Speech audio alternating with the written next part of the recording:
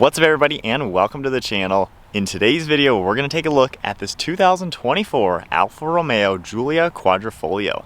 This one finished off in Verde Montreal. MSRP is $86,700. So let's get right into this performance focused sedan. Underneath the hood of the 2024 Alfa Romeo Giulia Quadrifoglio, you're going to find the 2.9 liter twin turbocharged 6-cylinder motor. This is pumping out 505 horsepower with 443 pound-feet of torque. It's paired to the 8-speed automatic transmission, sends all the power to the rear wheels through a mechanical limited slip rear differential. It can do 0 to 60 in 3.8 seconds, and it tops out at 191 miles per hour, which is the highest in its class. This car also weighs in around 3,800 pounds and runs on a 15.3 gallon fuel tank, and you can expect 17 miles per gallon in the city with 25 out on the highway. The overall length is 182.5 inches with wheelbase at 111. Width is 73.7 and height is 56.1 inches. This Quadrifoglio also features some really awesome aspects. We have a carbon fiber drive shaft, fully carbon fiber hood. You're also going to see the carbon fiber roof skin. It also has a 50-50 weight distribution, and then ventilated and drilled rotors in all four corners with massive brake calipers. Moving on to the styling with the Giulia Quadrifoglio, this is their most performance-focused sedan and clearly features a lot of awesome aspects. Now we have a nice set of LED headlights. You can see the triple design. If I go ahead and hit the unlock button, you can see the amber color and then the white color as well. Very aggressive looking with the blacked out design, and the bodywork leads its way to the super unique looking Alfa Romeo grille. We get the badge up above, then you're going to see a really cool opening to provide maximum cooling, and then on the left and right side you're going to see more openings with parking sensors, one of the cooling vents, more trim pieces and parking sensors, and this even features front active aero, which is class exclusive. So very cool to see that type of technology in this performance focused car. We also have that carbon fiber front splitter down below just to give it a more aggressive appearance. Making our way to the hood, you can see those functional heat extraction vents on the left and right side, and I like all the sharp lines surrounding them. The center is super smooth and flat, and then that line just makes it really aggressive. At the side profile, we get a very unique style for these wheels, finish off in a gray color. They're 19 inches in diameter, and they're packing a P0 tire. We also have a vent on the left side. You can see that Quadrifoglio badge, which is the 4-leaf clover, and then pretty sharp lines throughout the side profile with a carbon fiber trim piece in the side skirt. This also features body color door handles and gloss black on the mirror caps, integrated LED turn signal, and then all black trim surrounding the windows. One more look at the carbon fiber on the roof. Has a very nice design with the gloss color. And then the overall side profile, this car is super proportional looking, has a fantastic design and stance. All the lines really come together to give it that aggressive appearance, and of course this color really stands out in the daylight. And then making our way towards the back, you can see how the rear glass slopes into the trunk. We also have a carbon fiber lip spoiler mounted, which has a really cool design. You can see the Giulia badge, a nice set of LED taillights, more smoked out housings to make it nice and aggressive. You can see that Alfa Romeo logo in the center with your backup camera, and then pretty sharp lines throughout this rear bumper and all of your parking sensors. We get a massive rear diffuser with a unique style for that quad exhaust, and then in the center you can see these huge vanes just to give it the most aerodynamic designs that's possible. Overall, the Giulia really does come together. It's a pretty unique car, standing out compared to the German rivals, and it really comes together very well. On the key fob, we have lock, unlock, trunk release, and remote start. Got the Alfa badge on the other side. If I go ahead and lock the car, let's hear that remote start. And then just pressing the button, we can automatically shut that off. Keeping the key fob in my pocket, you can just grab the door handle. It will automatically unlock. And we can take a look at this black leather interior. Really nice design. You're going to see silver and carbon fiber accents throughout it. Moving to the door panel, you're going to see the smooth black leather up above with contrast stitching. And then I really like this exposed woven design for the carbon trim release handle, lock and unlock. You even have a Harman Kardon audio system, mirror controls, window controls, a nice grab handle, and some padding for the armrest. More storage down below, and then the door sills finished in aluminum with the Alfa Romeo script. We have all of your power controls on the left side of the seat with memory seating. Then you can see these nice large bolsters with all the black leather. There's perforated leather throughout the center, and you even have a manual design for that leg rest. Really nice stitching design, making our way up to the backrest. Huge bolsters as well, more stitching, and then we have the Alfa badge up on top. This has a really cool looking 3-spoke design for the steering wheel with that logo, carbon fiber and silver trim. And then now inside the car, keep my foot on the brake, we can go ahead and fire it up.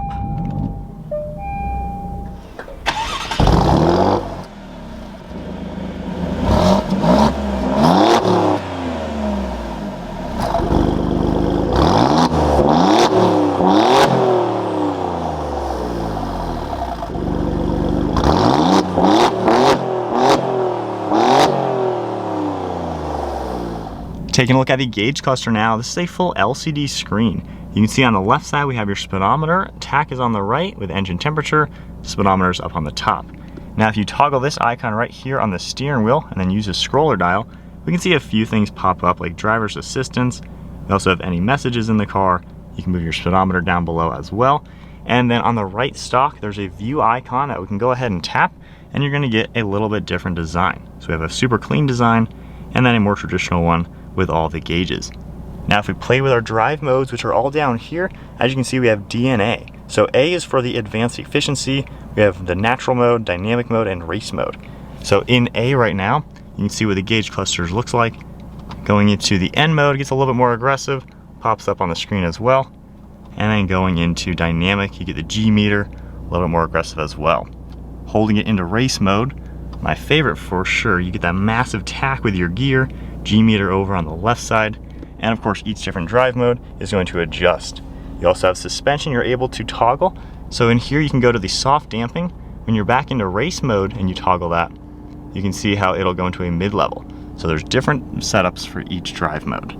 Now taking a look at the steering wheel, we have your badge in the center, some audio controls over on the right side, some nice Alcantara as well. So you have leather wrapped with Alcantara in the center, cruise control settings on the left side, the stalk on the right side for all the windshield wipers, and then we have turn signal stalk on the left. Now we have all of our headlight controls over here, along with the engine start stop feature, interior dimming, along with parking sensors, one of your air vents, and then a really nice design for the dashboard with the smooth leather and contrast stitching. I like the contours in it as well, and there's more of this texture design for the carbon fiber. Now taking a look at the center infotainment, our home screen has a few different pages on it. You can scroll over and go into climate. You can easily adjust all the different climate settings. Back out of there, we have performance pages as well, where if you go into performance content, you'll see a few items. We have the gauges you're able to see, which is great for a performance car, of course consumption, things like that, and then view your temperatures. If I continue over into vehicle information, it'll basically show you some schedules, information like that, engine oil, and you're also able to see your drive mode and what exactly it's going to be in. Now if I go ahead and put the car into reverse, you have a really small backup camera that will pop up. So kind of a smaller screen for sure. You have parking sensors as well. And then just tapping the P button, we're back into park. Underneath all that, you're gonna see one of your air vents, and then physical climate controls are down below. Fan speed right in the center, all the way to the left, we'll actually turn it all off. We have heated seats and steering wheel, dual zone temperature, all of your modes, a 12-volt USB with storage up in front, more of this carbon fiber, cup holders, a slot for your key fob, electronic parking brake, and then on the right side we have volume on off, and then a rotary dial for the screen. So I can just hit the home icon and easily scroll left and right and go into different items within the car. So it's kind of nice to have at least the dual function there. You're gonna see wireless phone charging behind that, more stitching on the center, and then opening that up, you're gonna see some plugs, another spot for your key, and just extra storage. And then over on the right side, you have a pretty good sized glove box. One last look at the interior. This is a pretty sporty car for sure. Really cool layout. Nice looking on the seats. With the carbon roof, you don't have a sunroof, so you just have nice black along the headliner. All of your dome lights, as well as garage door openers. Moving on to the rear seat space, grabbing the door handle and opening it up. Door panel's finished off just like we saw up front with all the same black leather and carbon fiber. And then the interior seats have all smooth black leather with more perforations throughout the center. You're gonna see the same design all throughout it. This can seat 3 people. And then of course we can pull this center down. Nice armrest along with 2 cup holders. And then up in front, you're gonna get climate vents, heated rear seats, along with 2 USB ports, and there's even storage on the backside of these seats. Now you're also able to grab the latch above this headrest and pull this entire piece down for even extra cargo area into that trunk. All right, so sitting now in the back of the Quadrifoglio, this is actually a pretty roomy sedan. I'm 5'11", a couple inches of headroom, and even with the driver's seat at my height, I have like 2 inches of knee room. You have good visibility, you have grab handles up above. I love that there's air vents, that really is a big plus. But overall, this is a pretty good family-focused sports car for sure. Moving on to the trunk space, there's just the button underneath the Alfa logo, automatically pops all the way open. And in back, you have quite a lot of storage space to make this, once again, a practical car. You can grab underneath the floor, lift this up. You have some accessories to help change tires and the inflator kit, a little bit of storage on the left side, and then you can pull these latches and get these seats down. With them folded flat, you can see just how much more storage area you're gonna get in the Alfa. And then going through the side door, they fold nice and flat, huge opening into the trunk to make this a very practical car. All right guys, setting off in the Alfa. This thing's pretty quick. This snappy transmission lets you play with that power. This thing is so fun to drive, and I love the handling. We got some sweepers up here. The steering is so direct and so tight. You just put little input and the car goes. Gosh, it rockets you up to speed. It is so composed. We're in the track mode, everything. Oh my gosh, I can see why this is one of the fastest sedans out there. It is just so crazy. It is an absolute blast to drive in the fun modes. But the cool thing is, when you go all the way down into the advanced automatic mode, car tones down. If we just relax those gauge clusters too, I mean, it's a pretty typical car now. It's comfortable, roomy. These seats are fantastic. They are so well padded in the bottom and in the back. I mean, you can just sit here all day long. Really good visibility too. I kind of like how the mirrors all seem close to you. Like the whole dashboard seems really close to you. So it just feels like a car you just sink into and fit like a glove. Mirrors do a great job in general. And then over your left and right shoulder, nothing crazy at all. The visibility is exactly what you'd expect. So it's a pretty nice car, and it feels very well refined and insulated. You know, this competes with a BMW M3 Competition rear-wheel drive. Same power, same price, same a lot of things. So, you know, if they're gonna be putting this with such an iconic car like an M3, they gotta kind of back it up. And this feels like a refined European car. So it just drives really nice around town. It's comfortable, the suspension, the way it's set up. Steering radius is pretty good for being rear-wheel drive, of course. The backup camera, little disappointment. It's very tiny, decent graphics. So the tech, I would say, is my biggest downfall. It's a little not the greatest, I would say. However, it's also not complicated, and not everybody likes the massive screen. Some people like very simple gauges and a simple screen. So this kind of does fill a void if you don't want the craziest tech and everything, but you want all of that fun factor. I mean, this has just been so much fun to drive. The way the performance aspects work, like, it's so responsive. In track mode, you can get the tail end out and control it really well. So it's a performance car all day long. And I've said this before in other sports cars that have back seats, you really do forget that this is a sedan when you drive this car, because it truly feels like a high-end performance car. But yeah, normal driving, fun. Performance driving, also fun. Seems like a really well-balanced car. Man, you can just rip through the turns and do kind of everything. The paddles feel so good. Man, not much to hate about the driving feel of the Alfa. It is blisteringly fast. Oh my gosh. Sounds really good too. Oh my gosh. Yeah, if you're wanting an Italian super sedan, put the Alfa on your list. All right, so now my perspective, honest thoughts.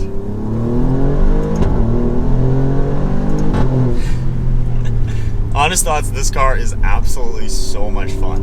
And I really like how all of the drive modes really make this car completely different regardless of how you set it up. It just gives you such a user-friendly, well-rounded option to where you can drive this car no matter what and use it however you would like. The turbo, I like how there's a little bit of turbo lag, but once it hits you, oh man, it pushes pretty good. I have forgotten what it's like to drive a very fast car with paddle shifters. It's been quite a while now since I sold my old GTR. So this brings back those memories to where I am in something that is fast and so much fun to drive. But my favorite thing about it is, even in race mode, you know, if you're on a really bad mountain road, I can tone down the suspension, which helps out a lot. But I really am impressed with how normal the car drives too. When you're in just the normal mode, leg rest extended and everything, it's comfortable and so well insulated. You don't hear anything. We're going 53 miles an hour. It's just a normal, nice to drive car. So it's a daily driver for sure. It's easy to use. Like I said, the tech, it's all right. You end up getting used to it. This is the first time I've been in Alpha and I don't even know how long. But you get used to it, and while I wish all this gloss black was a screen, I think that would look cooler. I am kind of with a lot of you how you don't like the massive screens with all that, because how much information do you really need? You really don't need all that stuff in a car. And this gives you everything you need, nothing more, nothing less, and it looks pretty good overall. But man, this car is definitely fun. Let's do another launch. There's not really like launch control from what I've seen. Basically, you just floor the gas and the brake, and it will do its own kind of launch. But this thing is fun.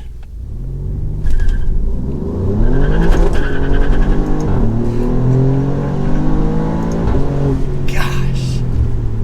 And those brakes are so aggressive too. Oh man. Not much else to say, but this is definitely a fun car. It's about 100 pounds lighter than the equivalent BMW M3. It's almost like the M3 is that serious German car, which makes a lot of sense. And then this being the Italian version, it just kind of wakes up with a playful aspect. Not to say that BMW isn't fun, that's an awesome car, but this certainly has a little bit different dynamic. And just the way it steers and handles and brakes, it really feels super pinpointy. So, let's see what we can do. Man. Gosh. You can feel it fighting for traction a little bit, but it just propels you. This car's an adrenaline rush, and yet it is a normal daily driver. You can take the kids to school and go shopping with your wife, go on a road trip. You can kind of do it all. I've definitely been enjoying this. We're doing a mountain trip tomorrow, and then the next day we're driving this to my friend's wedding. So we're going to be putting a lot of miles on this car, but a couple days into having this car for the week now, put this on your list if you're looking for an awesome sedan. That is then it for the 2024 Giulia Quadrifoglio. Very fun car. If you enjoyed the video, give it a thumbs up, hit that subscribe button, and stay tuned for plenty more content, and I'll see you all in the next video.